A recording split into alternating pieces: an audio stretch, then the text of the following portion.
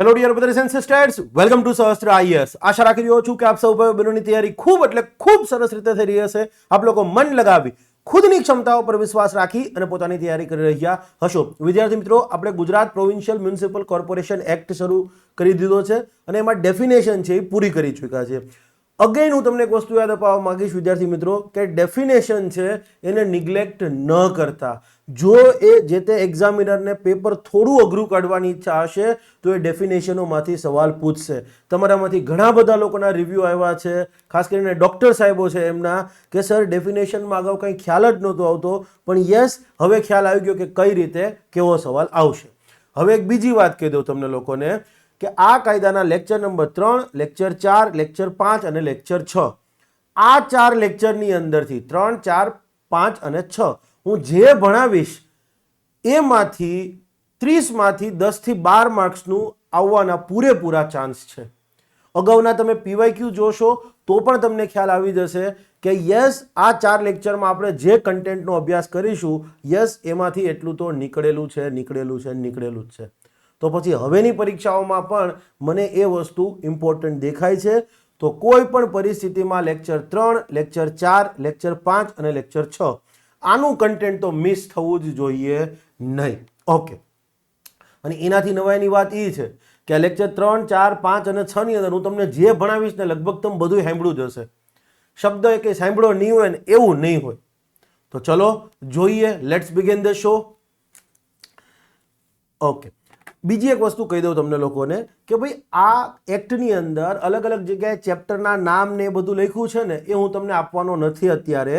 કારણ એવું છે કે બહુ બધા ચેપ્ટર છે ને ઘણું બધું છે ને, તો મેં એક વસ્તુ વિચાર કર્યો કે જ્યારે હું આ કાયદાનો ક્લિયર સેક્શન નંબરવાળો લેક્ચર આપીશ ને જ્યારે તમને, ત્યારે જ તમને એમાં આપી દઈશ કે આ જોગવાઈ આ સેક્શનમાં છે અને ચેપ્ટર પૂછે તો આ લખવું, કે જેથી તમારે યાદ રાખવું ઇઝી બની જાય. આ લેક્ચર દરમિયાન જ એ વસ્તુ વારે ઘડીએ વચ્ચે વચ્ચે આવતી રહીએ અને આપણે ડિસ્ટર્બ થઈએ, આપણે એવું નથી કરવું. તો એકી જ સાથે એ બધી વસ્તુ આપણે ડિસ્કસ કરી દઈશું. તો અહીંયા મેં કંઈ ચેપ્ટર નંબર લખ્યું નથી. એકચ્યુઅલી મારું ચેપ્ટર નંબર 3 આવતું હશે.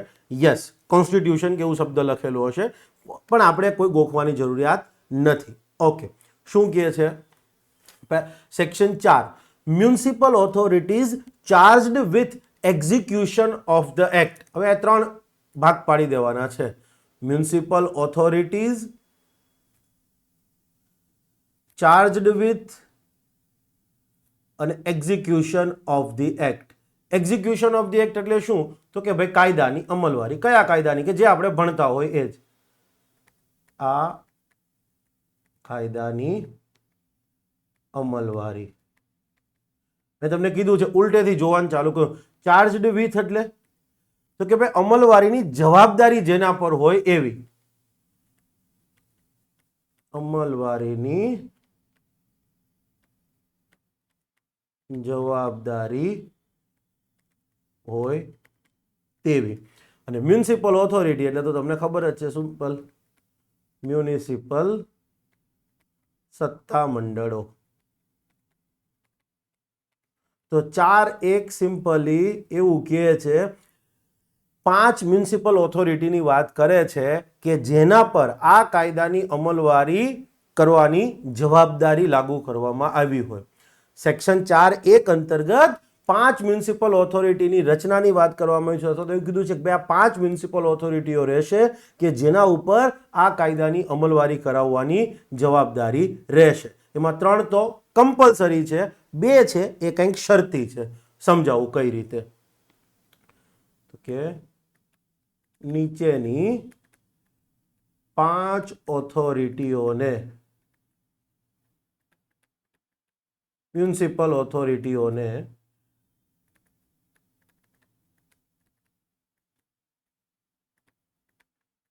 અમલવારીની જવાબદારી અથવા તો નીચેની 5 ઓથોરિટીઓ આ કાયદાની અમલવારી કરાવશે. અમલવારીની જવાબદારી એમના પર રહેશે, સોંપવામાં આવી છે. હવે આ 5 ઓથોરિટી કઈ કઈ? તો 3 તો તમારે મેં કીધું એમ કે દરેક કોર્પોરેશન માટે કોમન જ રહેશે, ફરજિયાત જ રહેવાની છે. A, B, C. એ છે તમારું municipal corporation. Municipal corporation. B છે સ્ટેન્ડિંગ કમિટી, સ્થાયી સમિતિ. સ્થાયી સમિતિ, સ્ટેન્ડિંગ કમિટી. ત્રીજા છે મ્યુનિસિપલ કમિશનર. Municipal commissioner. આ તો ત્રણ ઓથોરિટી ફરજિયાત રહેશે. કોઈ બી કોર્પોરેશન હશે આ ત્રણ ઓથોરિટી તો રહેવાની જ છે. પણ બાકીની જે બે છે એ કંઈક શરતોને આધીન છે. અને એ શરત શું કહે છે કે ભાઈ જે તે કોર્પોરેશન છે એના દ્વારા જો ટ્રાન્સપોર્ટ અંડરટેકિંગ, પરિવહન ઉપક્રમ, જેમ અમદાવાદની અંદર AMTS છે એ રીતે, વડોદરા હોય તો એની પોતાની સિટી બસ હશે, સુરત હશે તો સુરતની સિટી બસ હશે. તો એવું કહે છે કોર્પોરેશન દ્વારા જો ટ્રાન્સપોર્ટ અંડરટેકિંગનું ગઠન કરવામાં આવ્યું હોય, સ્થાપના કરવામાં આવી હોય, અથવા તો એને હસ્તગત કરવામાં આવ્યું હોય, એક્વાયર્ડ કરવામાં આવ્યું હોય, ઇન શોર્ટ કોર્પોરેશન જો સિટી બસ ચલાવતું હોય તો. પણ એવું લખાય તો નહીં સિટી બસ, માટે અહીંયા પ્રોપર શબ્દ લખેલો છે કે જો કોર્પોરેશન દ્વારા પરિવહન ઉપક્રમ, ટ્રાન્સપોર્ટ અંડરટેકિંગ ની સ્થાપના કે હસ્તગત કરાયેલ હોય, એક્વાયર્ડ, તો કે એવા કોર્પોરેશનમાં બીજી પણ બે ઓથોરિટીઓ રહેશે, ડી અને ઈ. ટ્રાન્સપોર્ટ કમિટી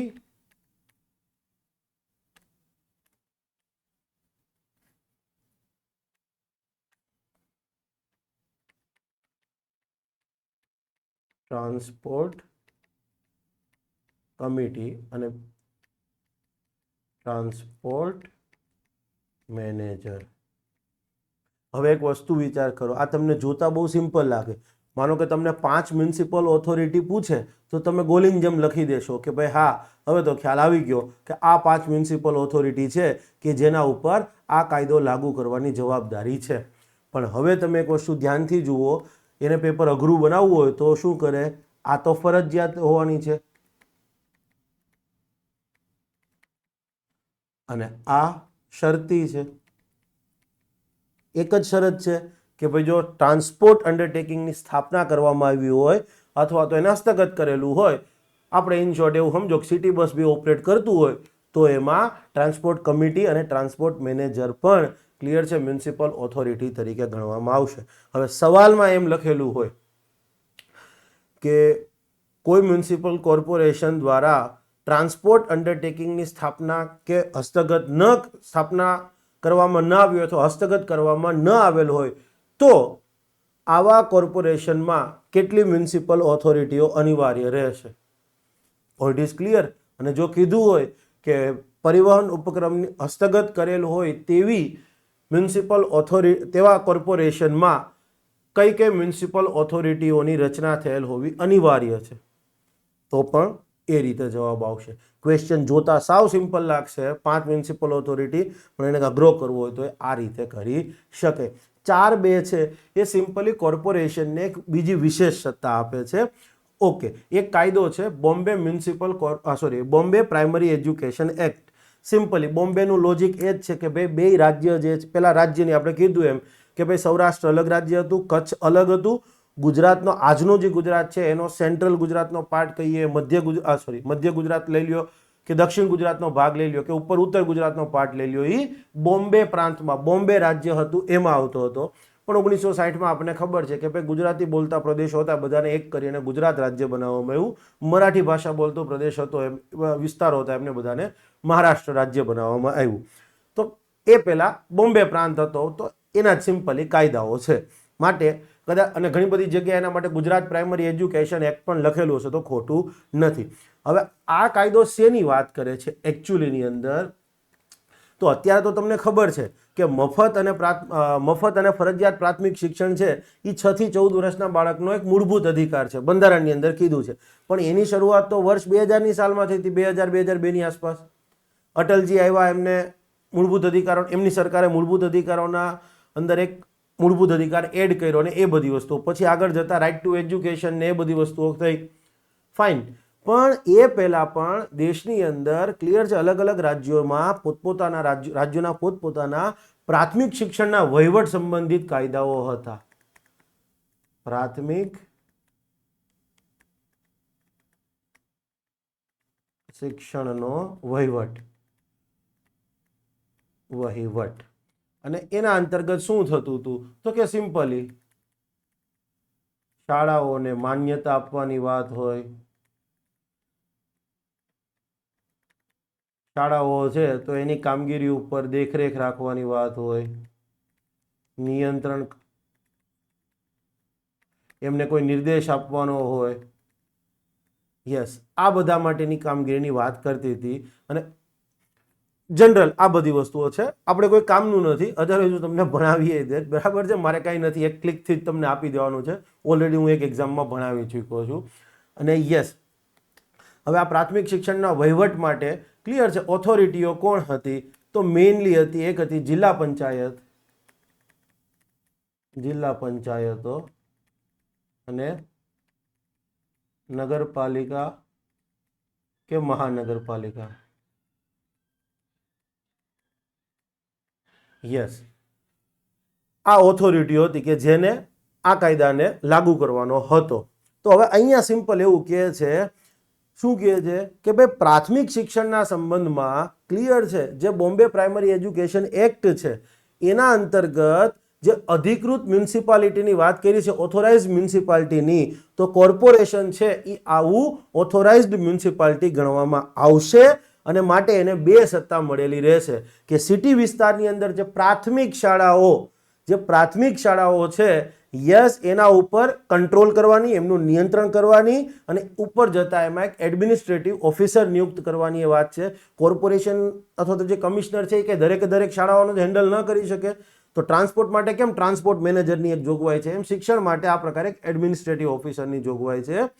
તો સિમ્પલી 4(2) છે એ કોર્પોરેશનને બીજી પણ એક સત્તા આપે છે. કેવી સત્તા તો કે ભાઈ કોર્પોરેશન છે બોમ્બે પ્રાઇમરી એજ્યુકેશન એક્ટ અંતર્ગત અધિકૃત મ્યુનિસિપાલિટી, ઓથોરાઇઝડ મ્યુનિસિપાલિટી ગણવામાં આવશે. અને માટે શહેરી વિસ્તારમાં આવેલી જે માન્યતા પ્રાપ્ત શાળાઓ છે, જો સરકારી શાળા નથી કીધું, માન્યતા પ્રાપ્ત શાળા, કોઈ પણ શાળા હોય એને માન્યતા તો લેવાની જોઈએ ને સરકારની. તો માન્યતા પ્રાપ્ત પ્રાથમિક શિક્ષણની જે શાળાઓ છે એની ઉપર નિયંત્રણની તથા એના એડમિનિસ્ટ્રેટિવ ઓફિસર નિયુક્ત કરવાની બે સત્તા કોર્પોરેશનને રહેશે. તમને ક્વેશ્ચન સિમ્પલ એમ જ પૂછાય કે કોર્પોરેશન કયા કાયદા અંતર્ગત અધિકૃત મ્યુનિસિપાલિટી તરીકે ઓળખાય છે, પણ આ તો મેં તમને એડિશનલ થોડું કહી દીધું. ક્લિયર? ઓકે, ચાલો. હવે નેક્સ્ટ છે કોન્સ્ટિટ્યુશન ઓફ કોર્પોરેશન, કોર્પોરેશનનું ગઠન. હવે જનરલ વાત છે આ બધું કે ભાઈ કોર્પોરેશનનું ગઠન બનાવીએ તો કોર્પોરેશનનું એક નામે આપવું પડે. તો કોર્પોરેશનનું નામ શું રહેશે તો અહીં સિમ્પલ લખેલું છે the municipal corporation of city of, અને પછી જે તે સિટીનું નામ, વડોદરા હોય તો વડોદરા, સુરત હોય તો સુરત, અમદાવાદ હોય તો અમદાવાદ. ઓફિશિયલ નામ એનું શું થશે? The municipal corporation of the city of Ahmedabad. આપણે અમદાવાદની વાત કરીએ ત્યારે. સુરત હોય તો સુરત. ક્લિયર છે? યસ, સિમ્પલી માનો કે let's say for example I think 2030નો કોમનવેલ્થ ગેમ જે છે એ યોજાવાનો છે. તો આપણે બોલીએ ખરા અમદાવાદમાં, પણ ઓફિશિયલ રેકોર્ડ હોય, ડોક્યુમેન્ટ હોય, ત્યાં લખ્યું હોય, બરાબર છે, in the city of Ahmedabad. અને ઓર્ગેનાઇઝિંગ ઓથોરિટી અથવા તો કોઈ જે મેઇન ઓથોરિટી આવશે એ કોણ આવશે? કોર્પોરેશન લેવલ ઉપર. તો એમ લખાઈને આવશે, એમ લખાઈને આવે અમદાવાદ મ્યુનિસિપલ કોર્પોરેશન, એમ લખાઈને આવે municipal corporation of city of Ahmedabad. આ એનું સત્તાવાર નામ છે, બીજું કશું છે નહીં. આપણે જેને એએમસી કહીએ, સત્તાવાર નામ. અને સામાન્યતઃ આપણે જેને એએમસી અથવા તો BMC, Bhavnagar municipal corporation, Vadodara municipal corporation, Rajkot municipal corporation જે કહેતા હોય, પણ ઓફિશિયલી શું લખાય? The municipal corporation of city of, પછી જે તે સિટીનું નામ. ક્લિયર? ઓકે. આ કોર્પોરેશનની રચના કરી એક પરપેચ્યુઅલ સક્સેશન, કાયમી સંસ્થા રહેશે. એવું હોય કે ભાઈ 5 વર્ષ પૂરા થાય એટલે કોર્પોરેશન પૂરું થઈ જાય, નવી બોડી બદલાય, બરાબર છે, નવી બોડી ચૂંટાઈને આવે, પણ સંસ્થા તો કાયમી જ રહેશે. એની એક કોમન મુદ્રા રહેશે, એનો એક લોગો નથી. કોર્પોરેશનનું તમે ફોર્મ ભર્યું હશે ને ઉપર સરસ એવો લોગો હશે, બરાબર છે. યસ, તો અમદાવાદ મ્યુનિસિપલ કોર્પોરેશન, વડોદરા હોય તો એનો, સુરત હોય તો એનો, આ બધાનો એક લોગો છે, એ લોગોની જ વાત કરે છે. અને યસ, આ જે સત્તાવાર નામ આપણે કીધું એ નામથી એની ઉપર દાવો કરી શકે અથવા કોર્પોરેશન એ નામથી દાવો કરી શકે. સિમ્પલી કોર્ટમાં કેસ કરવાની વાત છે. માનો કે કોર્પોરેશને કોઈ નિર્ણય કર્યો, ધારો કે કોર્પોરેશને કોઈ વ્યક્તિ છે એનું ઘર ડિમોલિશ કરી નાખ્યું અને હવે વ્યક્તિને વાંધો છે એની સામે, ડિમોલિશનનો ચલો આદેશ આપ્યો, તો હવે વ્યક્તિ કેસ કરે તો કોની સામે કરે? તો આ નામથી કરશે, XYZ person versus the municipal corporation of city of Ahmedabad. અથવા કોર્પોરેશન માનો કે કોઈ વ્યક્તિ ઉપર કેસ કરે તો સિમ્પલી પોતાના નામથી અને પછી સામેવાળાનું નામ હશે એ, સિમ્પલી દાવો કરવો, કેસ કરવો, સિમ્પલ એમ કહેશો તો પણ ચાલશે, ક્લેમ કરવો. ઓકે, કોર્પોરેશન બનેલું કેનું હશે? તો સિમ્પલી ડાયરેક્ટ ઇલેક્શનથી જે ઇલેક્ટ થઈને આવેલા છે, ચૂંટાઈને આવેલા છે એવા કાઉન્સિલરોનું બનેલ રહેશે. પ્રત્યક્ષ ચૂંટણીથી, પ્રત્યક્ષ ચૂંટણીનો મિનિંગ એવો પણ થાય લોકોએ ચૂંટેલા હોય એવા, લોકોએ સીધા જ ચૂંટેલા હોય તેવા, લોકોએ સીધા જ ચૂંટેલા. માનો કે તમે સિટીમાં રહ્યો છો તો સિટીમાં તમે તમારા કોર્પોરેટરને ચૂંટો છો, કાઉન્સિલર આપણે અહીંયા શબ્દ પ્રયોગ થયો છે, પણ તમે મેયરને નથી ચૂંટતા. કેમ? તો કે મેયર છે એને કોણ ચૂંટે છે? જે આપણે કાઉન્સિલરો ચૂંટીને મોકલીએ છીએ એ કાઉન્સિલરો પછી એમાંથી એક વ્યક્તિને મેયર અથવા અને ડેપ્યુટી મેયર તરીકે ચૂંટે છે. તો યસ, કોર્પોરેશન તો લોકોએ જ જેને સીધા ચૂંટ્યા હોય એવા કાઉન્સિલરોનું બનેલ રહેશે. ગામડાવાળા છોકરા છે તો તમે તમારા સરપંચને પસંદ કરો છો સીધા જ, તમે તમારા વોર્ડના સદસ્ય હોય પંચાયતના એને ચૂંટો છો, પણ તમે ઉપસરપંચને નથી ચૂંટતા. કેમ? કારણ કે ઉપસરપંચને જે ચૂંટાયેલા સભ્યો છે એમના દ્વારા ચૂંટવામાં આવે છે. Point is clear? યસ, આ પ્રત્યક્ષ ચૂંટણીનો મિનિંગ આ થાય, બાકી કશું છે નહીં. ઓકે, સબસેક્શન 3 જે છે એ સમજવાનો છે. મેં આખો લખીને અહીંયા આપી દીધો છે, પણ તમારે એટલું બધું જોવાની જરૂરિયાત જ નથી. ઓકે, પણ અને ઇમ્પોર્ટન્ટ પણ છે. 5.3 શું કહે છે? 5.3 સિમ્પલી 3 કામગીરીનો ઉલ્લેખ કરે છે અને એવું કહે છે કે આ 3 કામગીરી થયા પછી જો કોઈ કોર્પોરેશનની ચૂંટણી થતી હોય તો રાજ્ય સરકારની અને રાજ્ય ચૂંટણી પંચની કેટલીક જવાબદારી બનશે, એને કેટલાક કામ કરવાના રહેશે. 3 કામગીરીનો ઉલ્લેખ કર્યો છે. શું કીધું છે? કે નીચે જણાવેલ 3 પૈકીની કોઈ પણ કામગીરી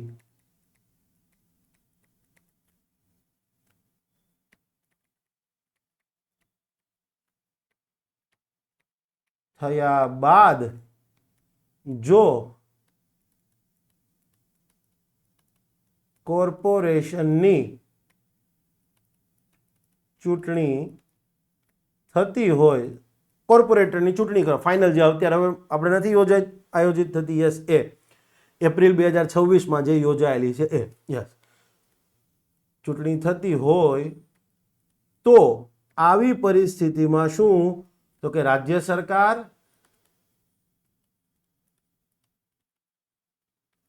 તથા રાજ્ય ચૂંટણી પંચે ચૂંટણી પહેલા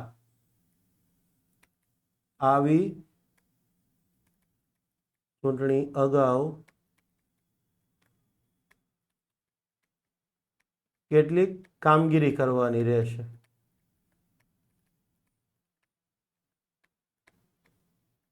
ઓકે, કઈ કઈ કામગીરી કરવાની થાય? તો એ પહેલા પછી જોઈએ, પહેલા જોઈ લઈએ આપણે 3 કામગીરીની વાત કરીએ અને બહુ ઇઝી છે. પહેલી કામગીરી કે તમે કદાચ લોકોએ નહીં સાંભળી હોય, સિમ્પલી ભારતીય બંધારણમાં એક જોગવાઈ છે, આર્ટિકલ 243Q એનો ક્લોઝ 2 હેઠળ લાર્જ એરિયા જે છે, મોટો શહેરી વિસ્તાર, ક્લિયર છે, એ બનાવવામાં આવ્યો હોય. આ ગોખવું પડશે, આને આપણે સમજવાની જરૂર નથી કારણ કે બહુ લેન્ધી પડી જશે. તો સિમ્પલી એટલું લખી દઉં છું કે ભારતીય બંધારણના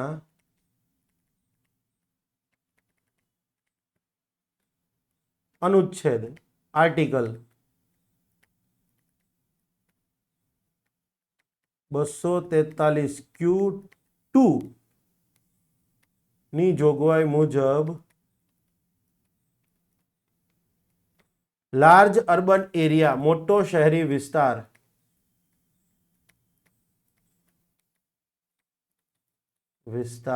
બનાવવામાં આવે.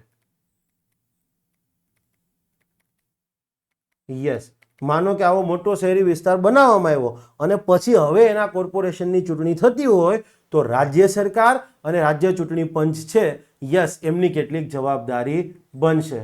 રાજ્ય સરકાર અને રાજ્ય ચૂંટણી પંચ, સ્ટેટ ઇલેક્શન કમિશન, તો એમની શું જવાબદારી બનશે જોઈ લઈએ.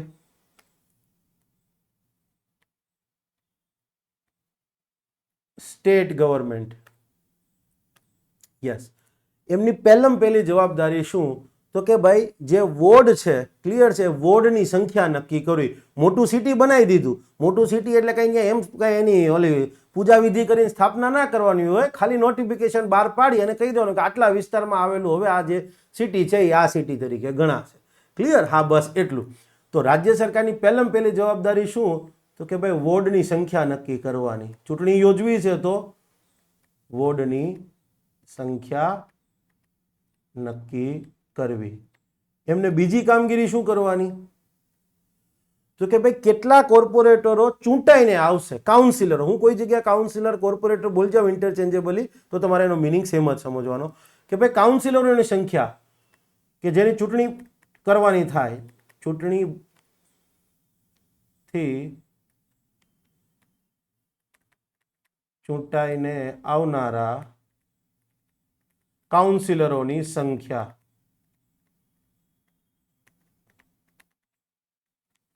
એ પણ રાજ્ય સરકારે નક્કી કરવાની. આ બધું નક્કી કરવાનું રહેશે. અને યસ,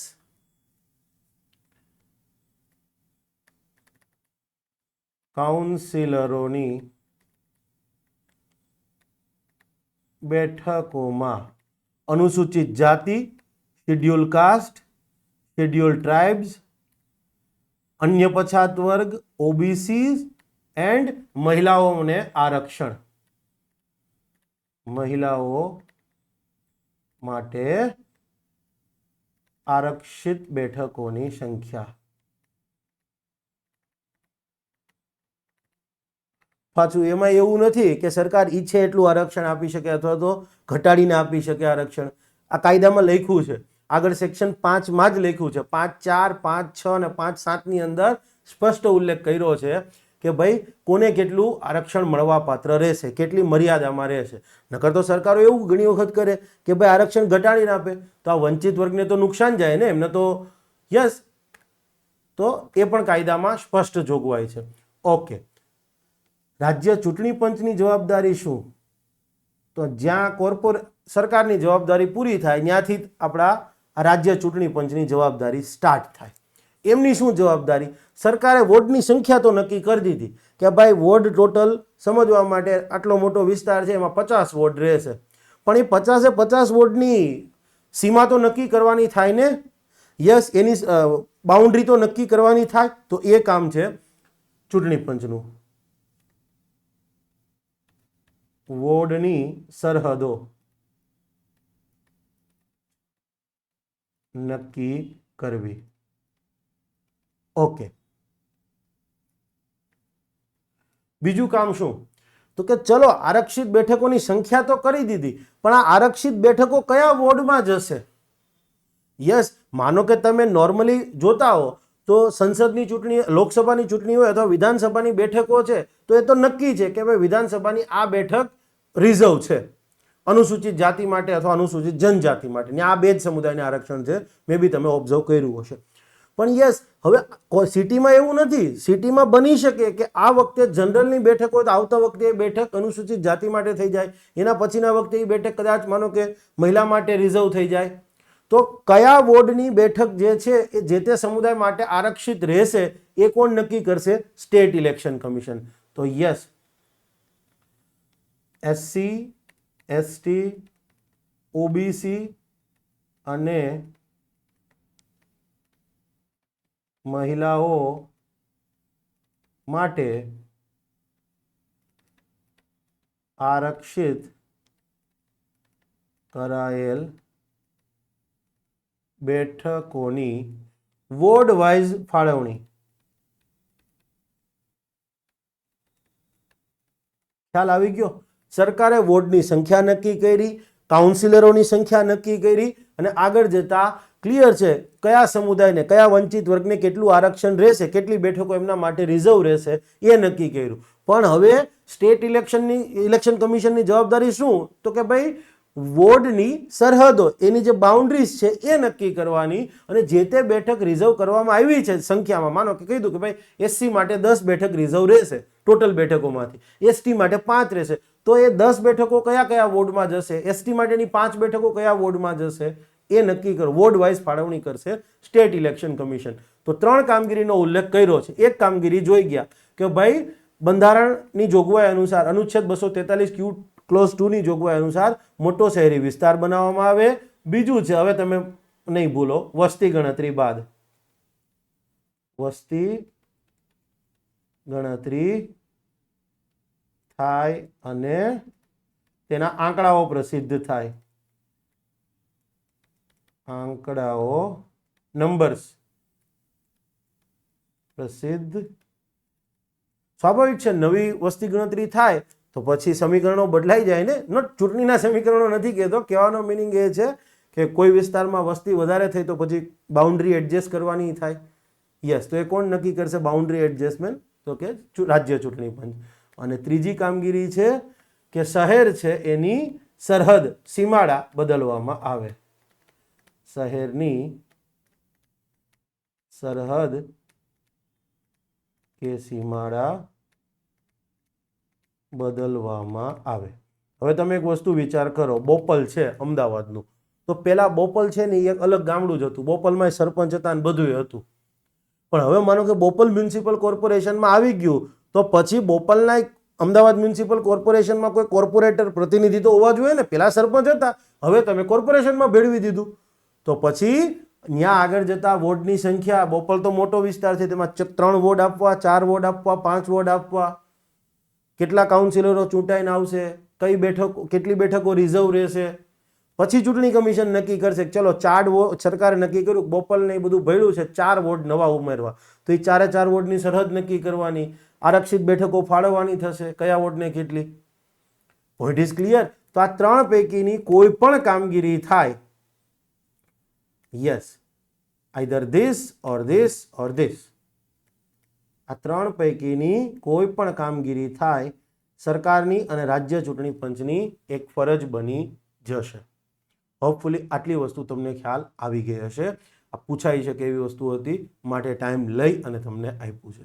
ઓકે, નેક્સ્ટ સબસેક્શન 4, 5, 6, 7 આપણે પહેલા સમજીએ છીએ, પછી હું તમને એનું રફ વર્ક કરીને પણ આપી દઈશ. ઓકે, સબસેક્શન 4 શું વાત કહે છે? તો સિમ્પલી એવું કહે છે, હમણાં જ આપણે કીધું કે કોર્પોરેશનની બેઠકો છે એ મેઇનલી 4 જે વંચિત વર્ગ કહી શકાય એમના માટે રિઝર્વ કરવાની છે, એસસીઝ, એસટી, ઓબીસી અને મહિલાઓ. તો સબસેક્શન 4 એવું કહે છે કે કોર્પોરેશનની જે કુલ બેઠકો છે એની અમુક ટકા બેઠકો અનુસૂચિત જાતિ અને અનુસૂચિત જનજાતિ માટે આરક્ષિત રાખવાની થશે. હવે પ્રશ્ન એ થાય કે સાહેબ અમુક ટકા એટલે એક્ઝેક્ટલી કેટલી?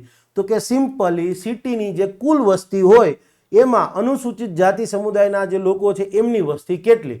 માનો કે સિટીની વસ્તી 1 કરોડ છે અને એમાંથી માનો કે 10 લાખ લોકો અનુસૂચિત જાતિના લોકો હોય, તો સિટીની 1 કરોડ વસ્તીમાંથી 10 લાખ એટલે 10% લોકો કેટલા થયા અનુસૂચિત જાતિના? તો કોર્પોરેશનની કુલ બેઠકોમાં 10% બેઠકો અનુસૂચિત જાતિના સમુદાયના જે લોકો છે એમના માટે આરક્ષિત રહેશે. એ જ રીતે અનુસૂચિત જનજાતિ, માનો કે 1 કરોડમાં એમની વસ્તી 5 લાખ હોય, અનુસૂચિત જનજાતિ એટલે શિડ્યુલ ટ્રાઇબ, જે આદિવાસી કહીએ છીએ એ. ક્લિયર છે? યસ. એસસીઝ, એકચ્યુઅલી એસસીઝ આવે અને એસટીઝ, યસ, બહુવચન, શિડ્યુલ ટ્રાઇબ્સ, શિડ્યુલ કાસ્ટ, એ રીતે છે. અગેન સેમ, માનો કે 1 કરોડે 5 લાખ જણા લોકો, 5 લાખ લોકો છે એ અનુસૂચિત જનજાતિ સમુદાયમાંથી આવતા હોય, તો માનો કે કોર્પોરેશનમાં 100 બેઠક છે, તો કરોડે 5 લાખ વસ્તી એટલે 5%, તો પછી 100 માંથી 5% એટલે કે 100 માંથી 5 બેઠકો એસટીઝ માટે રિઝર્વ રાખવાની રહેશે. અને યસ, એવું નહીં, માનો કે તમે જોશો તો વિધાનસભાની વાત કરીએ તો વિધાનસભાની અંદર અને ઇવન લોકસભાની અંદર બેઠકો જે રિઝર્વ છે SC ST માટે તો એ ફિક્સ જ છે. માનો કે વડગામ બેઠક છે જ્યાંથી જિગ્નેશ મેવાણી ધારાસભ્ય તરીકે ચૂંટાઈને આવે છે તો SCs માટે રિઝર્વ છે. શેડ્યુલ કાસ્ટ માટે તમે જોયું હશે દક્ષિણ ગુજરાતની કેટલીક બેઠકો છે, માનો કે વલસાડ ને એ બધી વસ્તુ, તો એ બેઠકો અનુસૂચિત આદિજાતિ માટે રિઝર્વ છે. તમે સાંભળ્યું જ હશે આ વસ્તુ. પણ અહીંયા એવું નહીં કે આ વોર્ડ સિટીનો આ વોર્ડ છે એ SC માટે ફરજિયાત પણ કાયમી ધોરણે રિઝર્વ ના, રોટેશન વાઇઝ ફરતું રહે. બની શકે સિટીમાં તમારે આ વોર્ડની અંદર આ વખતે જનરલ બેઠક હોય તો પછીના વર્ષે એ SC માટે રિઝર્વ થઈ જાય અથવા ST માટે રિઝર્વ થઈ જાય, રોટેશન વાઇઝ ફરતું રહે. ક્લિયર? હા, આ વસ્તુ છે, બીજું કંઈ છે નહીં. ઓકે, હવે શું કહે છે તો કે ભાઈ સબસેક્શન 4 માં એવું કીધું કે ભાઈ કોર્પોરેશનની કુલ બેઠકોમાંથી વસ્તીના પ્રોપોર્શનની અંદર અનુસૂચિત જાતિ અને અનુસૂચિત જનજાતિ માટે બેઠકો આરક્ષિત કરવાની. પણ હવે આ SCs અને ST માટે જે બેઠકો રિઝર્વ કરવામાં આવી એની અડધી બેઠકો એ જે તે સમુદાયની મહિલાઓ માટે રિઝર્વ રાખવાની રહેશે. માનો કે 10 બેઠકો અનુસૂચિત જાતિને ફાળવવામાં આવી તો યસ એમાંથી અડધી એટલે કે 50% એટલે કે 5 બેઠકો અનુસૂચિત જાતિની મહિલાઓ માટે. Point is clear? અડધી જે હશે એની અડધી મહિલાઓને થઈ જશે. હવે તમને એમ થતું હોય કે સાહેબ 100 માંથી 10 બેઠકો અનુસૂચિત જાતિ માટે રિઝર્વ કરવામાં આવી તો એ 10 બેઠકો ઉપર અનુસૂચિત જાતિનો જે વ્યક્તિ હોય એ જ ઉમેદવારી કરી શકે. હા, જનરલ માટેની જે સીટ છે એની ઉપર કોઈ પણ જનરલ સમુદાયનો અથવા અનુસૂચિત જાતિનો, અનુસૂચિત જનજાતિનો, OBC સમાજનો કોઈ બી આવતો એ ચૂંટણી લડી શકે. પણ જે રિઝર્વ બેઠક છે એની ઉપર એ જે તે સમુદાયનો વ્યક્તિ જ, ક્લિયર છે, ત્યાંથી ઇલેક્શન લડી શકશે. હવે ઘણા બધા લોકો આ રિઝર્વેશનને એક નેગેટિવ સેન્સમાં જોવે છે, બરાબર છે, પણ એને ખરેખર નેગેટિવ સેન્સમાં જોવાની જરૂરિયાત નથી. હું એને પોઝિટિવ ડિસ્ક્રિમિનેશનના ભાગરૂપે જોઉં છું. અને જે બી ખરેખર તમે એક વસ્તુ વિચાર કરો, આ સમાજમાં દેશ ક્યારે આગળ વધશે? તો દેશના અમીરો આગળ વધશે ત્યારે નહીં, દેશના લોકો આગળ વધશે ને ત્યારે દેશ તમારો આપોઆપ આગળ વધી જશે. અને દુનિયામાં એ સાબિત થઈ ગયું છે કે જ્યારે કોઈ એક વર્ગને પ્રતાડિત કરવામાં આવ્યો હતો, એક વર્ગને પાછળ રાખી અને દેશમાં બીજો વર્ગ આગળ વધ્યો છે ને ત્યારે એ દેશો ખતમ જ થયા છે. આજે આપણે યુરોપની અંદર જોઈએ છે કે માનો કે બેલ્જિયમ છે, આહા શું લાઈફસ્ટાઈલ છે દેશની અંદર, આવું જોઈએ છે ને. તો તમને ખબર છે બેલ્જિયમમાં પણ સોશિયલ ઇક્વેશન આ જ પ્રકારનું હતું. ત્યાં જ્ઞાતિ વ્યવસ્થા નહોતી, ત્યાં ભાષાના આધારે વ્યવસ્થા હતી, અલગ અલગ ભાષા બોલતા. અને ત્યાં આપણા કરતાં ખરાબ બધો ઇતિહાસ રહેલો છે. પણ આજે તમે જુઓ કેમ? કારણ કે ત્યાં આ પ્રકારની એક સિસ્ટમ છે. NCERTની અંદર આ વસ્તુ આપણે જો હું પોલિટિકલ સાયન્સના કોર્સમાં ભણાવતો હોઉં છું. એટલે પ્લીઝ આને કોઈ નેગેટિવ સેન્સમાં ન જોતા. ખાસ કરીને સ્પર્ધાત્મક પરીક્ષાવાળા છોકરાઓ છે જે નોન રિઝર્વ કેટેગરીમાંથી આવે છે અને 1-2 માર્ક માટે રહી ગયા હોય તો એ પછી આરક્ષણને કારણ આપી દે છે. ક્લિયર? એવું ન કરવું જોઈએ, બરાબર છે. કુદરતે તમને એક વસ્તુ તમારા હાથમાંથી લીધી છે ને તો બીજી એના કરતાં મોટી કંઈક આપશે જ, ચિંતા ન કરો. પણ કોઈને બ્લેમ ન કરો, ઠીક છે, જે ઈશ્વરને ગમ્યું એમ તમે તમારી નિષ્ફળતાને એમ સ્વીકારી લ્યો છો. મહેનત કરી હોય ને છતાંય નિષ્ફળતા મળી તો એટલું સ્વીકારી લ્યો કે જેવી એની મરજી, જેવું એને કહી દીધું ને એટલે એ વિચારશે કે સાલું માણસ આની મેન્ટાલિટી તો જો નિષ્ફળ થયો તો એવું કહે છે પ્રભુ તમારી જે મરજી હશે, મને તમે નિષ્ફળ કર્યો તો આમાં તમારે કંઈક મારું સારું જ થતું હશે. એટલે પછી ભગવાન હળવેકથી સારું ન કરતા હોય, શિવજીને માનતા હોય તો પાર્વતીજી કહે ભાઈ ઓલાનું જોજો, બિચારાને તમે ફેલ કર્યો છે પરીક્ષામાં પણ હવે એના કરતાં કંઈક મોટું આપજો, બાકી હાજનું જમવાનું નહીં દઉં. વિષ્ણુ ભગવાનને માનતા હોય તો લક્ષ્મીજી કહેશે, રામજીને માનતા હોય તો સીતાજી કહેશે. હવે તમને એમ થાય સાહેબ હું તો બજરંગ બલીને માનું છું, તો બજરંગ બલીનું શું થાય? બજરંગ બલીને તો કેવા છે ને માં સીતા છે, રામજી છે, એ કહેશે કે ભાઈ હવે કૃપા કરી દો, કંઈ વાંધો નહીં, બરાબર છે. યસ, ચાલો, આ તમને ખાલી લાઇટ મૂડમાં લાવવા માટે હતા, બરાબર. ઓકે, હવે અન્ય પછાત વર્ગ. અન્ય પછાત વર્ગ એટલે સિમ્પલી બીજું કંઈ નહીં, જે SC BC આપણે કહીએ છીએ, socially and educationally backward classes, સામાજિક અને શૈક્ષણિક રીતે પછાત વર્ગ છે. ઓકે, એમની વાત કરીએ છીએ. હવે કોર્પોરેશનની અંદર જે ચૂંટણીથી ભરવાની બેઠકો છે, ઇન શોર્ટ કોર્પોરેટ જે કાઉન્સિલરોની સંખ્યા છે, ટોટલ સંખ્યા, ક્લિયર છે, તો એમાંથી 27% બેઠકો આ SC BC માટે રિઝર્વ રાખવાની રહેશે, આરક્ષિત રાખવાની રહેશે. અને SC BC માટે જે બેઠકો રિઝર્વ રહી એની 50% બેઠકો એ અન્ય પછાત વર્ગની અથવા જે તે સમુદાય છે એની મહિલાઓ માટે રિઝર્વ રહેશે.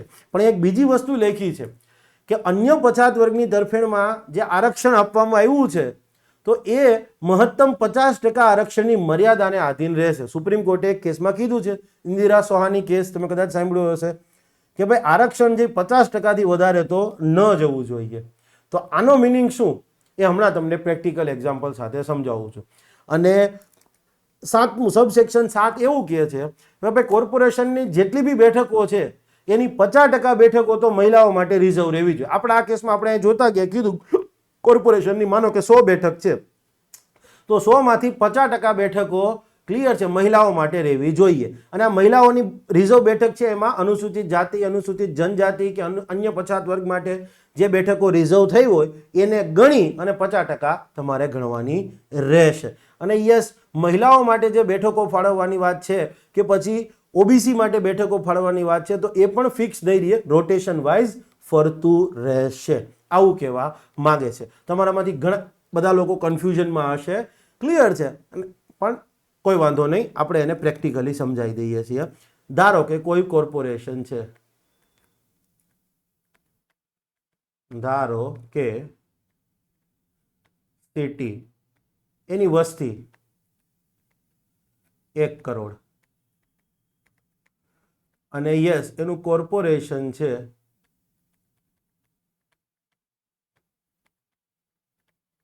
એમાં 100 બેઠકો. ઓકે, વસ્તી 1 કરોડ છે અને એની અંદર યસ 100 બેઠકો છે. હવે એવું થાય છે કે એસસીઝની વસ્તી ધારો કે સમજવા માટે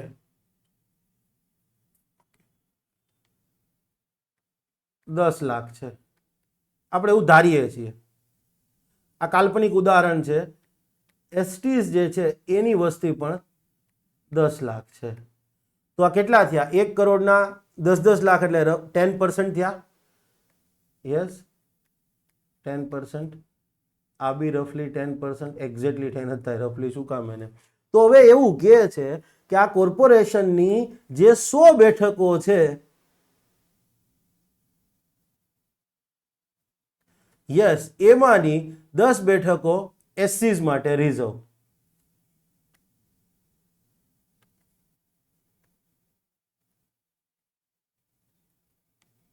%, કુલ વસ્તીમાં જેટલું પ્રમાણ છે એટલું જ સમપ્રમાણમાં કુલ બેઠકોમાં આરક્ષણ આપવાનું. તો કે 10 બેઠકો એસસીઝ માટે આરક્ષિત. યસ, 10 બેઠકો એસટી માટે આરક્ષિત. હવે તમે એક વસ્તુ વિચાર કરો, એમાં એવું કીધું છે 50% મહિલાઓ માટે, તો 10માંથી 5, યસ, આ પૈકીની બેમાં કોમન જ રહેશે. યસ,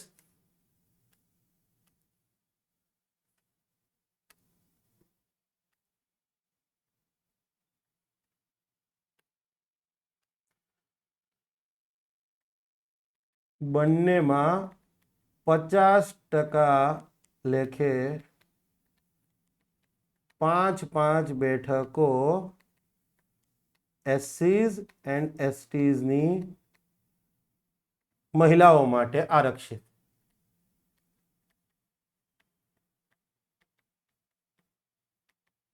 આરક્ષિત.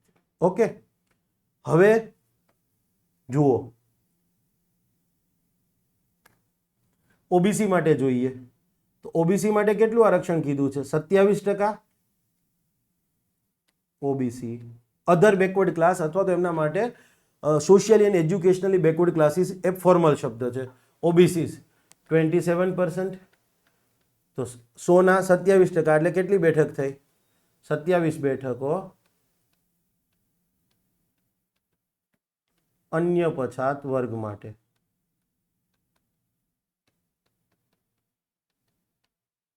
ઓકે, યસ, અને આ 27 પૈકીની યસ 50% બેઠકો અન્ય પછાત વર્ગની મહિલાઓ માટે આરક્ષિત.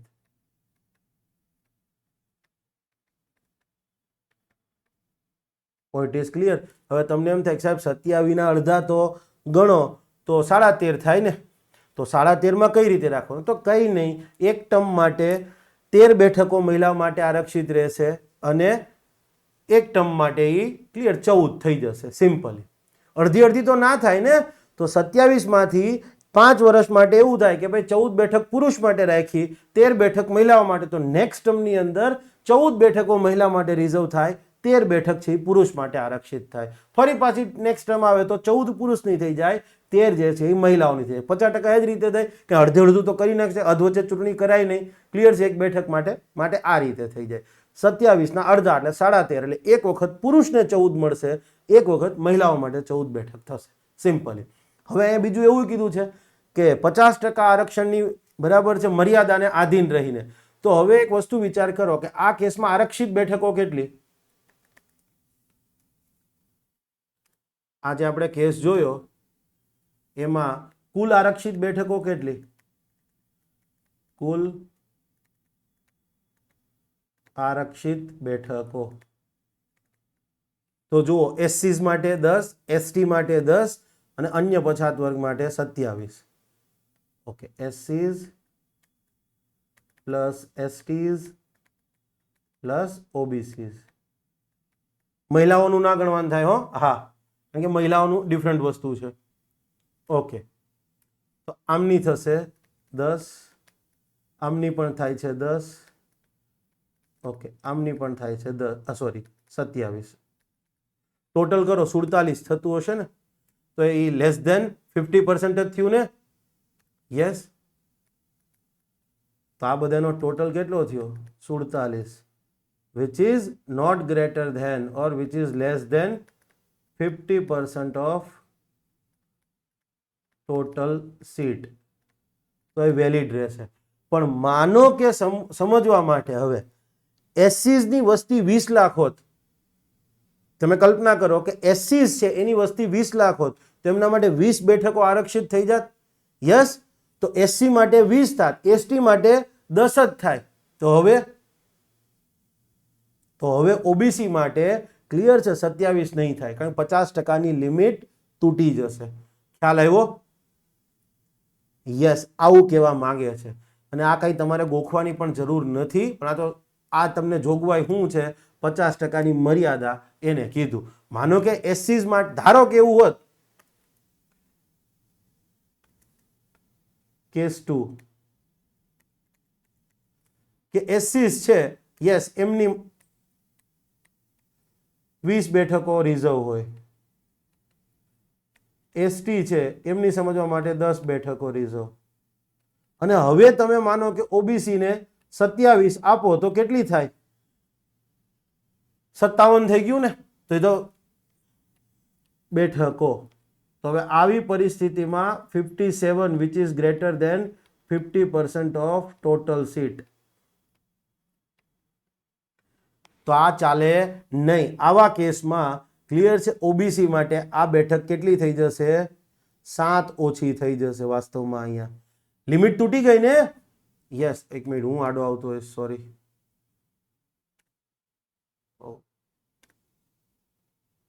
અચ્છા, આ દૂર કરવાનું. હા, આ લિમિટ તૂટી ગઈ. જુઓ 50%ની 57 છે. મેં કીધું એમ કે ભાઈ એસસી માટે 20 બેઠકો, એસસી ની વસ્તી 20 લાખ હતી, તો 20 બેઠકો તમારે ફાળવવી પડશે વસ્તીને ધ્યાનમાં રાખતા. ક્લિયર? યસ, તો એમની 20 બેઠકો. યસ, શેડ્યુલ ટ્રાઇબની 10 લાખ વસ્તી હતી, એટલે 1 કરોડે 10 લાખ હતી, એટલે 10%, એટલે 10 બેઠકો એમના માટે રિઝર્વ થઈ. તો હવે ઓબીસીની તમે 27 નહીં આપી શકો, 50%ની મર્યાદા તૂટી જશે. તો આવા કેસમાં ઓબીસી માટે કેટલી બેઠકો આરક્ષિત રહેશે? 50%ની લિમિટ ન તૂટવી જોઈએ, એટલે અહીંયા 20 બેઠકો. આ 100 બેઠક છે ત્યારે હો. હા, ઓકે. હવે આ 100 બેઠકમાંથી આપણને એવું કીધું છે કે 50% બેઠકો મહિલા માટે.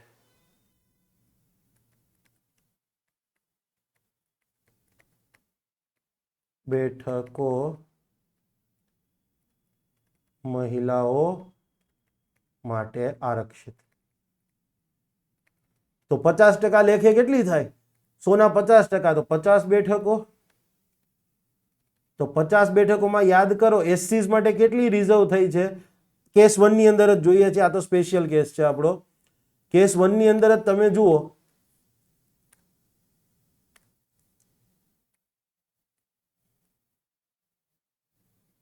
યસ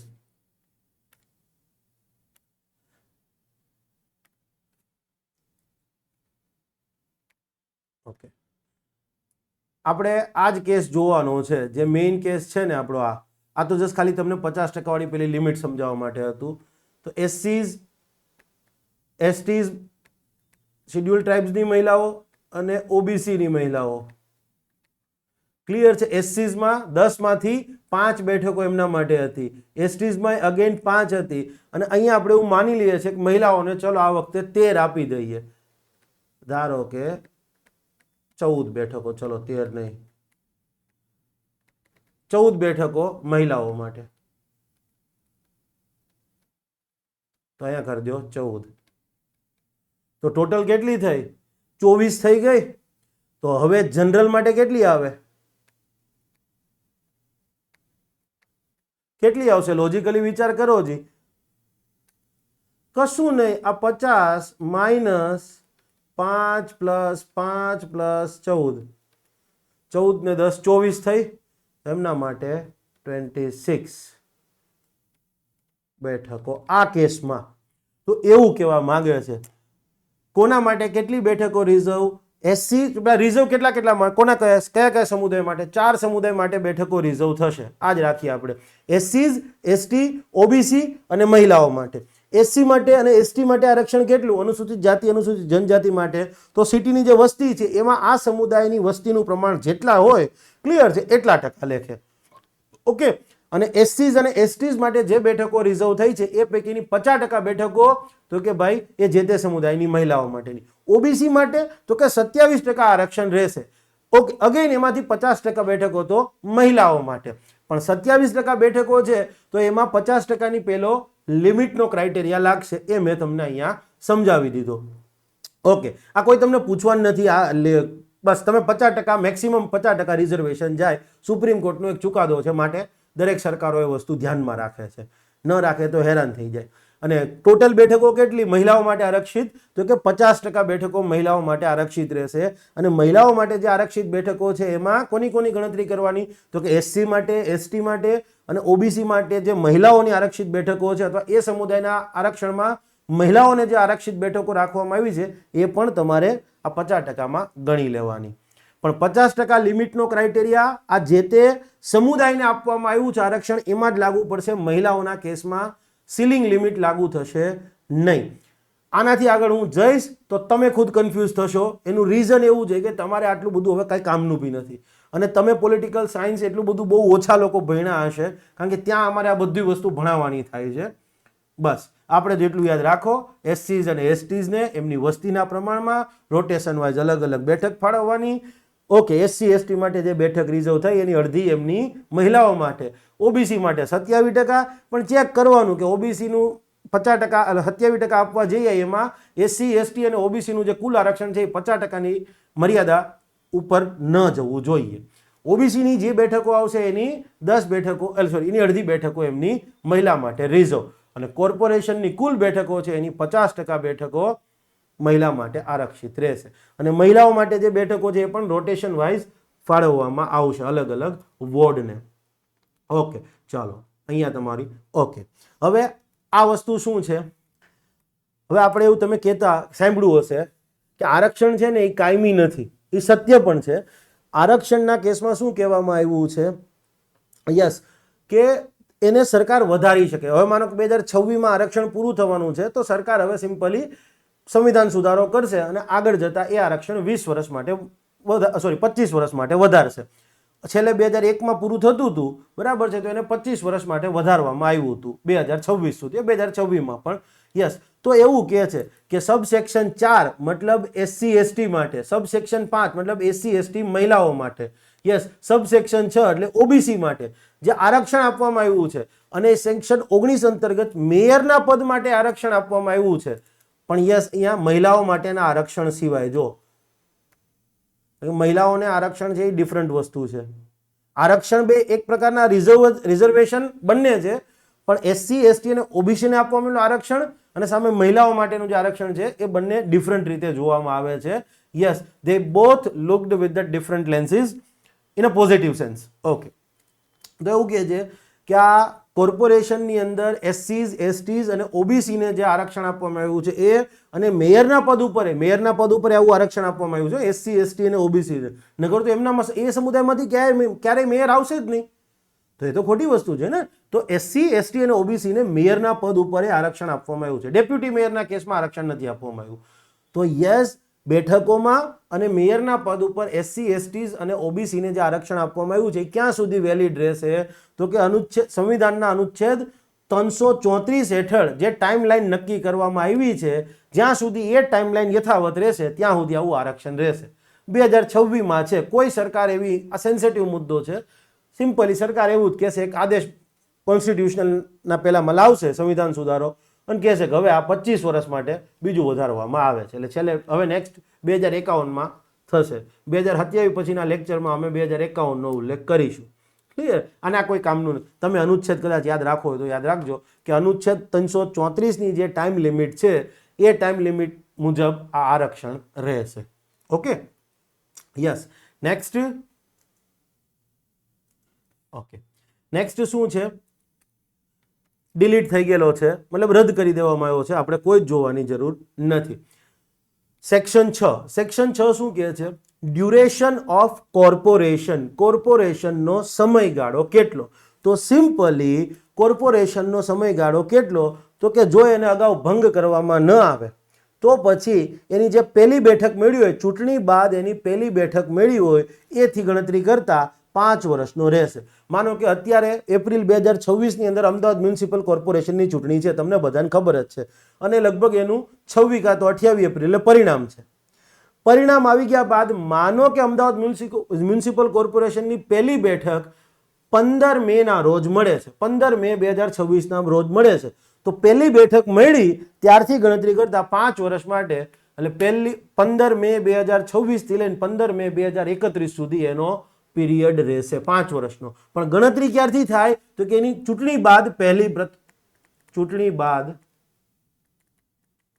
સામાન્ય ચૂંટણી બાદ, ચલો બાકી પેટા ચૂંટણી એ હોય ને, સામાન્ય ચૂંટણી બાદ મળેલી કોર્પોરેશનની પ્રથમ બેઠક, એનો કાર્યકાળ આપણે બધાને ખબર જ છે, કોર્પોરેશનનો ટાઈમ 5 વર્ષનો હોય. પણ એ 5 વર્ષ ક્યાંથી ગણવાના? તો કે ચૂંટણી થાય પરિણામ આવે ત્યારથી નહીં, બરાબર? સામાન્ય ચૂંટણી બાદ મળેલી એની જે પ્રથમ બેઠક છે એ જે દિવસે મળ્યો એ દિવસથી ગણતરી કરતા 5 વર્ષનો એનો કાર્યકાળ રહેશે. સિવાય કે એને જો વહેલા ડિઝોલ્વ કરી દેવામાં આવે, વહેલા એને ભંગ કરી દેવામાં આવે, રાજ્ય સરકારને સત્તા હોય. યસ, માનો કે કોઈ કોર્પોરેશન પોતાના સત્તાનો હંમેશા દુરુપયોગ કરતું હોય, કોઈ કોર્પોરેશન છે એ પોતાની જે કાયદા અનુસાર ફરજો બજાવવામાં નિષ્ફળ ગયું હોય, રાજ્ય સરકારને એવું લાગતું હોય, ત્યારે રાજ્ય સરકાર એ કોર્પોરેશન છે એનો ભંગ કરી નાખે. કોર્પોરેશન ભંગ થાય તો કાંઈ નહીં, ફરી હવે આખા કોર્પોરેશન માટે પેટા ચૂંટણી થાય. ક્લિયર? તો કોર્પોરેશનનો સામાન્ય કાર્યકાળ 5 વર્ષનો રહેશે. ક્યારથી? પરિણામ આવ્યું હોય ત્યારથી? ના, નહીં. સામાન્ય ચૂંટણીનું પરિણામ આવી જાય અને પછી કોર્પોરેશનની પહેલી બેઠક મળે એ દિવસથી ગણતરી કરતા 5 વર્ષ માટેનો કાર્યકાળ રહેશે. પણ યસ, રાજ્ય સરકારને સત્તા છે કે રાજ્ય સરકાર આવો 5 વર્ષનો કાર્યકાળ પૂરો થાય એ પહેલા પણ કોર્પોરેશનને કેટલાક કારણોસર ભંગ કરી શકે છે. કયા કારણો એ તમારે યાદ રાખવાની જરૂર નહીં, પણ રાજ્ય સરકારના અભિપ્રાયમાં કોર્પોરેશને સત્તાનો દુરુપયોગ કર્યો હોય, પોતાની ફરજ બજાવવામાં નિષ્ફળ રહ્યું હોય ત્યારે આવું કરી શકે. એના માટેની અલગ કાનૂની જોગવાઈ છે, તમારે કોઈ અત્યારે ભણવાની જરૂર નથી. યસ, હવે એવું કહે છે, માનો કે કોઈ કોર્પોરેશનનો આ 5 વર્ષનો કાર્યકાળ પૂરો થતો હોય, ન થતો હોય, 3 વર્ષનો જ થાય, એની પહેલી બેઠક મળીને 3 વર્ષ થયા, ત્યાં જ રાજ્ય સરકારને લાગ્યું કે ભાઈ આ તો કોર્પોરેશન સત્તાનો દુરુપયોગ કરે છે, પોતાની ફરજ બજાવવામાં નિષ્ફળ રહ્યું, રાજ્ય સરકારી કોર્પોરેશન ભંગ કરી દે. 3 જ વર્ષ થયા હતા. તો હવે તો કે સ્વાભાવિક છે કે હવે સિમ્પલી આખા કોર્પોરેશન માટે પેટા ચૂંટણી થશે. અને આ પેટા ચૂંટણી બાદ ચૂંટાયેલું જે નવું કોર્પોરેશન હશે એ કેટલા ટાઈમ માટે? તો હવે 5 વર્ષ માટે નહીં રહે. જૂનું કોર્પોરેશન જે ભંગ થયું એનો 5 વર્ષમાંથી કેટલો ટાઈમ બાકી હતો, કેટલો કાર્યકાળ શેષ બચ્યો હતો, એટલા ટાઈમ માટે જ ક્લિયર છે એ રહેશે. તો આપણા કેસમાં માનો કે 3 વર્ષે ભંગ કરી નાખ્યો હોય તો બાકીના 5માંથી 3 બાદ કરો એટલે 2 વર્ષ માટે જ ક્લિયર છે હવે એ વેલિડ રહે. 2 વર્ષ પછી ફરી પાછી સામાન્ય ચૂંટણી થાય. તો કોર્પોરેશનનો કાર્યકાળ 5 વર્ષનો. ક્યાંથી? તો કે પરિણામ આવ્યા હોય ત્યાંથી નહીં. આ યાદ રાખજો, હું વારંવાર એટલે બોલી રહ્યો છું તમે કન્ફ્યુઝ બોલા એક્ઝામમાં યાદ રહીએ. સામાન્ય ચૂંટણી બાદ કોર્પોરેશનની જે પ્રથમ બેઠક મળી હોય એ દિવસથી ગણતરી કરતા 5 વર્ષ માટે ક્લિયર છે, એ વેલિડ રહેશે. અધવચ્ચે સરકાર અને રાજ્ય સરકાર ભંગ કરી શકે. જો માનો કે ભંગ કરે અને પછી પેટા ચૂંટણી થાય તો પેટા ચૂંટણી બાદ ગઠિત થયેલું જે કોર્પોરેશન છે એનો કાર્યકાળ કેટલો? પૂરેપૂરો 5 વર્ષ? ના, નહીં. જેનો ભંગ થયું એનો 5 વર્ષમાંથી કેટલો કાર્યકાળ શેષ બચ્યો તો, બાકી બચ્યો તો? યસ, શેષ બચેલા, બાકી બચેલા. આપણા આ કેસમાં માનો કે 2.5 વર્ષ થયું હોય તો 2.5 વર્ષ બાકી રહેશે, 3 વર્ષ હોય તો 3 વર્ષ. ક્લિયર? ઓકે, ચાલો નેક્સ્ટ. ઇમ્પોર્ટન્ટ સવાલ અને સાવ એટલે તમને એક્ઝામમાં છે ને એકદમ કહેવાય ને કોઈ ધ્યાન ન દે ને એટલે આ સવાલ એક લાઈનનો છે પણ બધાનો સવાલ ખોટો પડે. હું ગેરંટી આપીને દઉં તમને. બધાને એવું પૂછે કોર્પોરેટરની ટર્મ કેટલી, કાઉન્સિલરની, બધા 5 વર્ષ કહી દેશે. આ ફાઇનલ છે પણ એવું નથી. કાયદો શું કહે છે? કાઉન્સિલરના પદનો કાર્યકાળ કોર્પોરેશનના કાર્યકાળ સાથે સમવ્યાપી રહેશે, કોટર્મિનસ.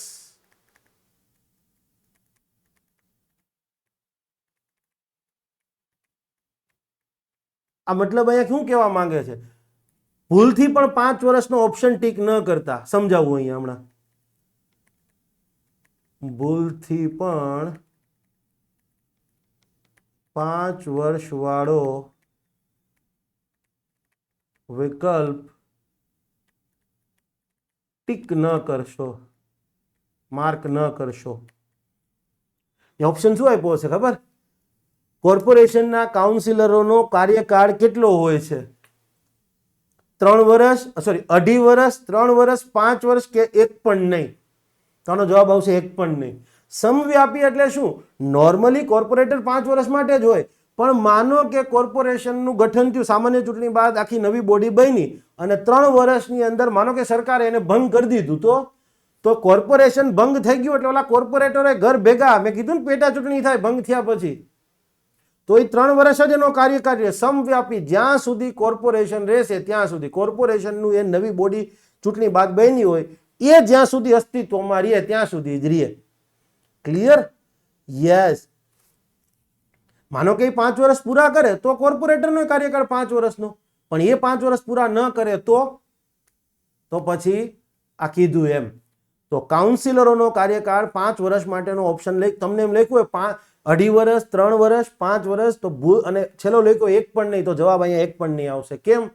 કાંઈ સ્પષ્ટ આપ્યું છે, કોર્પોરેશનના કાર્યકાળ સાથે સમવ્યાપી રહેશે.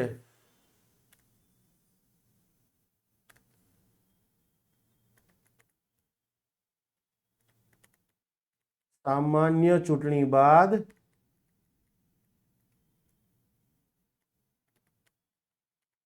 ગઠિત થયેલ કોર્પોરેશન જ્યાં સુધી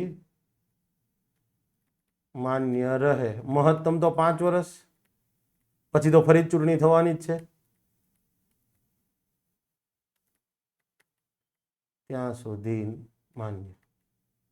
3 વર્ષે જ કોર્પોરેશનનો ભંગ થઈ ગયો તો એ જે કોર્પોરેટર હતા ને એ 3 વર્ષ માટે.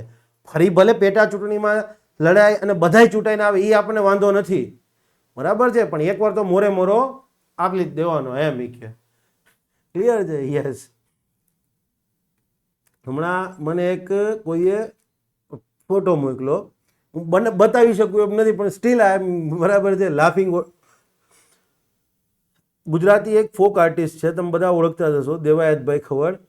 હવે દેવાયત આ ક્રિએટિવિટી લોકોની ક્યાં હતી કે ઈરાનના સુપ્રીમ લીડર કે એમને બનાવવામાં આવ્યા છે અને ફોટો કાયદેસર બકાયદા હતો. ક્લિયર છે? એટલે છોકરાઓની ક્રિએટિવિટી હવે આજકાલ રીલોમાં જ વધી જાય છે. આ દેશ જ્ઞાન, વિજ્ઞાન અને પ્રજ્ઞાનનો દેશ હતો, એમાંથી રીલો અને બરાબર છે ફોટા બનાવવામાં ઉપર જતા રહ્યા છીએ આપણે. યસ, ખોટી વસ્તુ છે, સુધરવી જોઈએ સ્થિતિ. ઓકે, નેક્સ્ટ છે ઇલેક્શન ટુ કોન્સ્ટિટ્યુટ કોર્પોરેશન. કોર્પોરેશનનું ગઠન કરવા માટેની ચૂંટણી.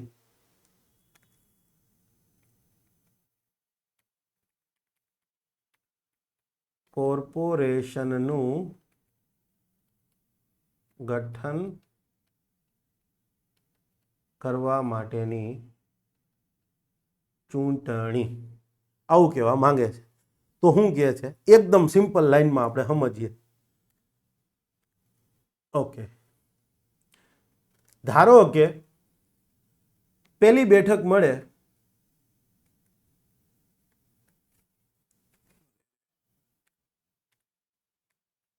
પ્રેક્ટિકલ ડાયાગ્રામ સાથે ડ્રો કરીએ, નકર નહીં ખ્યાલ આવે આ વસ્તુ. 15th મે 2026 કોર્પોરેશનની પ્રથમ બેઠક મળે. તો હવે એવું કહે છે પેલી બેઠક 15 મે 2026 રોજ મળી હોય તો એનો ટાઈમ કેટલા? 5 વર્ષનો રહે. 5 વર્ષનો કે ઇટ મીન્સ 15th મે 2031 તો જ 5 વર્ષ પૂરા થાય ને? યસ.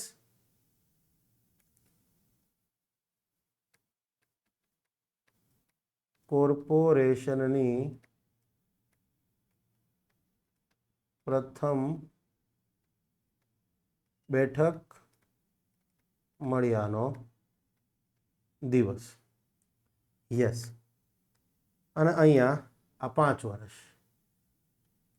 ઓકે, તો એવું કહે છે કે કોર્પોરેશનની ચૂંટણી છે, બરાબર છે, એ એના આ 5 વર્ષ પૂરા થતા હોય, ક્લિયર છે, એની આ ટાઈમ લિમિટ 31 આ કેસની અંદર 15 મે 2026 થી મેક્સિમમ લિમિટ કેટલી છે?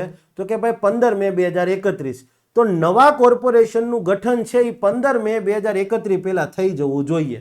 મતલબ સ્વાભાવિક છે, અહીંયા 1-2 મહિનાની વાર હોય એટલે ચૂંટણી આયોજિત નથી થઈ જતી. યસ, એવું કહે છે કે કોર્પોરેશનનું ગઠન કરવા માટેની ચૂંટણી એનો 5 વર્ષનો કાર્યકાળ પૂરો થતો હોય, ક્લિયર છે, એ પહેલા થઈ જવી જોઈએ ને જોઈએ. Point is clear. એનો કાર્યકાળ પૂરો થતો હોય 5 વર્ષનો, એની પહેલા એનું આ ગઠન થઈ જવું જોઈએ. ઓકે, હવે સેમ ટાઈમલાઈન લઈએ આપણે. બધું સેમ. ઓકે, 15 મે જ આપણે રાખીએ, વારે ઘડીએ હવે હું નહીં લખું. 15th મે 2026 એની વેલિડિટી ક્યાં રહેશે? 5 વર્ષ લે કે 15th મે 2031. પણ હવે એવું થાય છે કે આ 3 વર્ષે જ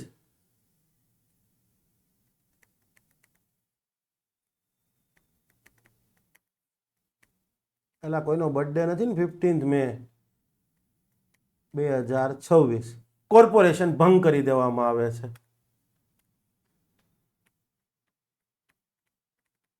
દ્વારા કોર્પોરેશન ડિઝોલ્વ ભંગ થાય. તો હવે એવું કહે છે કે જો કોર્પોરેશન ભંગ કરવામાં આવ્યું તો હવે આવી પરિસ્થિતિમાં ક્લિયર છે, નવા કોર્પોરેશનના ગઠન માટેની ચૂંટણી આ 6 મહિનામાં થઈ જવી જોઈએ. 15 મે થી લઈને મે એટલે કે જૂન, જુલાઈ, ઓગસ્ટ, સપ્ટેમ્બર, ઓક્ટોબર ને નવેમ્બર, 6 મહિના. 15th નવેમ્બર 15 મે નહીં, અહીંયા સોરી 26 નહીં આવે ને ભાઈ, 3 વર્ષ એટલે 29 થઈ જશે ને. હા,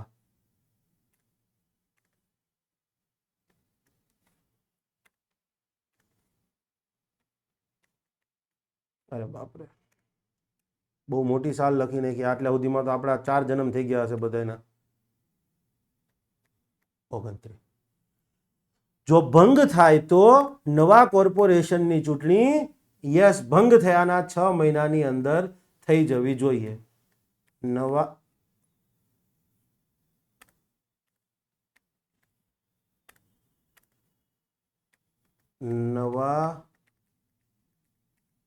કોર્પોરેશનની ચૂંટણી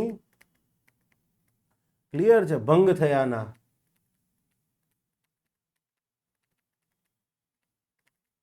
થયાના 6 મહિનાની અંદર થઈ જવી જોઈએ.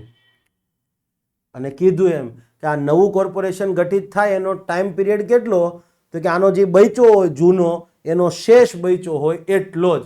એટલે શેષ હવે જેટલા 2 વર્ષ કે પોણા 2 વર્ષ બૈચા હોય 15 મે 2031 તો એ ફરી પાછું પૂરું થઈ જશે. અહીંયા તો નવી ચૂંટણી આવી જ જશે.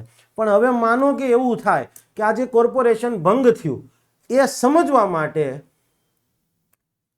જસ્ટ એક એક્ઝામ્પલ, અહીંયા 6 મહિના બાકી છે ત્યારે 15 ડિસેમ્બર 2030 આ 6 મહિનાનો પીરિયડ થયો.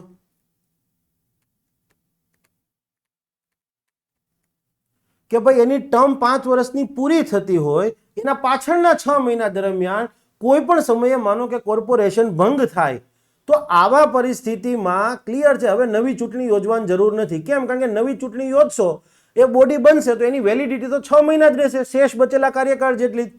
તો કે કોઈ પણ કોર્પોરેશન છે એનો સામાન્ય કાર્યકાળ 5 વર્ષ પૂરા થતા હોય એની તુરંત જ પહેલાના 6 મહિના દરમિયાન માનો કે કોઈ પણ કોર્પોરેશનનો ભંગ થાય તો પછી હવે નવા કોર્પોરેશનનું ગઠન કરવા માટે તમારે પેટા ચૂંટણી નથી કરવાની. કેમ? કારણ કે 6 મહિના કદાચ કરીએ દો તો એ 6 મહિના માટે જ વેલિડ રહે. તો ભાઈ ખોટો ખર્ચો શું કામ એને કરવો, પછી ત્યાં વહીવટદાર શાસન થઈ જાય. અને એવી પરિસ્થિતિમાં 6 મહિના આગળ જતા નવું ફાઇનલ 5 વર્ષ માટે જ બોડી બનાવવાની વાત હોય એવું કહે છે. જો ભંગ કરવામાં આવેલ હોય તો ક્લિયર છે ભંગ થયાના 6 મહિના પૂરા થાય એ પહેલા એ ચૂંટણી પૂરી કરવાની રહેશે. અને કોર્પોરેશનનો સામાન્ય 5 વર્ષનો પૂરો કાર્યકાળ પૂરો થવામાં જો 6 મહિનાથી ઓછો સમય શેષ બચેલ હોય, આપણે આ કેસમાં યસ 6 મહિનાથી ઓછો સમય શેષ બચ્યો છે, અને જો હવે આવું કોર્પોરેશન ભંગ થાય તો આવી પરિસ્થિતિમાં 6 મહિનાથી ઓછા સમયગાળા માટે કોર્પોરેશનનું ગઠન કરવું અનિવાર્ય રહેશે નહીં. સો સિમ્પલ. ઓકે ચાલો 6C કરવાની જરૂરિયાત નથી. 7 okay resignation by office of office by councillor. ઘણી બધી બુકોમાં અહીંયા રજિસ્ટ્રેશન કે એવું સમથિંગ આપેલું છે. યસ પણ આપણે રેઝિગ્નેશનનો એનો અહીંયા રેઝિગ્નેશન આવશે, ભૂલ છે, ટાઈપિંગ એરર છે. ઘણા બધા પીડીએફમાં આપેલું છે પણ ચિંતા ન કરતા, રેઝિગ્નેશન છે ત્યાં. હવે કોઈ પણ કોર્પોરેટર ચૂંટાઈ ગયો હોય એને રાજીનામું આપવું હોય તો કોર્પોરેટર છે ચૂંટાઈને આવ્યો રાજીનામું આપવું છે તો શું કરવાનું? તો સિમ્પલી એને લેખિત નોટિસમાં એ રાજીનામું લખાણ કરી અને રાજીનામું કમિશનરને મોકલી દેવાનું થાય. કાઉન્સિલર કોઈ પણ સમયે કમિશનરને લેખિત નોટિસ આપી લેખિતમાં જાણ કરી અને પોતાના પદ ઉપરથી રાજીનામું આપી દે છે. અને યસ એક વખત કાઉન્સિલર આવી લેખિત નોટિસ આપી દે, લેખિત જાણ કરી દે એટલે જે દિવસે એને આવી જાણ કરી એ દિવસથી કોર્પોરેશનમાં એમનું પદ વેકન્ટ ખાલી થઈ જશે. ક્લિયર? યસ. પણ હા તમે માનો કે સરકારી અધિકારી છો, તમે તમારા પદ ઉપરથી રાજીનામું આપવા માંગો તો તમે આજે સરકારને રાજીનામું આપી દો તો એમ સીધે સીધું ના થાય. એ રાજીનામું સરકાર સ્વીકારે પછી જ તમે તમારો પદ જે છે એ છોડી શકો. બાકી તમે એમ કહી દો કે આલ્યો કાલથી રાજીનામું, કાલથી હું નહીં આવું, બરાબર છે, મને કંઈ ફરક નહીં પડતો, તો તમારી ઉપર એ કેસ થઈ શકે. પણ યસ અહીંયા તો કીધું તમે રાજીનામું આપો એ સ્વીકારવામાં આવે પછી તમે નહીં આવો ચાલશે સરકારી અધિકારી તરીકે. પણ અહીંયા તો સિમ્પલી કમિશનરને લેખિતમાં જાણ કરી દીધી કે ભાઈ મારે અમારા રહેવું નથી, હું રાજીનામું આપી દઉં છું મારા પદ ઉપરથી, બરાબર છે. આ વિપક્ષમાં બેહીને અમને હેરાન કરવામાં આવે છે ને આમ જેમ જેમ જેમ વોટ એવર અથવા જે હોય એ કહેવાનું, પણ જેવી નોટિસ આપે એટલે એનું પદ ખાલી. ક્લિયર? આ છે સેક્શન 7ની વાત. ઓકે ઓકે ભાઈ એક ચેન્જીસ રહેશે. મેં કીધું હતું લેક્ચર 3, 4, 5, 6 ક્લિયર છે. હવે થશે લેક્ચર 3, 4, 5, 6 અને 7. આ લેક્ચરની અંદર જેટલું ભણાવ્યું ક્લિયર છે. યસ એની એટલામાંથી તમારે 10 થી 12 માર્ક્સનું સમજવાનું, કારણ કે હું કરવા જઈશ તો બહુ લેન્ધી ટાઈમ બહુ હજી બાકી રહેશે. એટલા માટે ભાઈ મારી ભણાવવાની આદત છે કે એકવાર ભણાવવા બેસું ને પછી સમયનું ભાન નથી રહેતું, માટે હું અહીંયા આ લેક્ચર, બાકી અધરવાઇઝ હું ક્યાં સુધી લેક્ચર લેવાનો હતો ખબર? 10 સેક્શન 10 સુધી લેવાનો હતો, અહીંયા સુધી જુઓ, અને પછી લેક્ચર 4 આવતો હતો. પણ હવે કોઈ વાંધો નહીં, લેક્ચર 3, 4 હવે હું છેલ્લે જ કહીશ કે ભાઈ આ લેક્ચર સુધીમાં જે પૂછ્યું છે એટલું ધ્યાન રાખજો, બરાબર છે. યસ, કારણ કે આગળના લેક્ચરમાં કદાચ ટાઈમ આ રીતે થશે તો મારે ભાગ પાડવા પડશે. આટલે સુધી રાખીએ છીએ મિત્રો. આશા છે કે આ વસ્તુ તમને ખ્યાલ આવી ગયો હશે. અને બીજી વસ્તુ એ કહીશ કે આ કાયદાની અંદર તમે જે ડર રાખ્યો છે ને બિલકુલ ડર નથી રાખવાનો. શરૂઆતના ખાલી જે 6-7 લેક્ચર છે ને એ જ તમારા માટે ઇમ્પોર્ટન્ટ, બહુ મેજર ઇમ્પોર્ટન્ટ રોલ પ્લે કરશે. બાકીના જે છે ને એમાં તો લગભગ સેક્શન નંબર જ આવશે અને મોરઓરલેસ સવાલ બહુ કોમન પડી જશે. એ તમને હું આવશે ત્યારે સમજાવીશ. શરૂઆતના જે આ લેક્ચર કહું છું બરાબર છે, 3, 4, 5, 6, 7, 8 સુધીના એટ મેક્સ, એને ખાસ જોવા પડશે. Thank you. જય હિન્દ, જય જય ગરવી ગુજરાત. મારો દેશ, મારી પહેચાન, મારું રાજ્ય, મારું સ્વાભિમાન.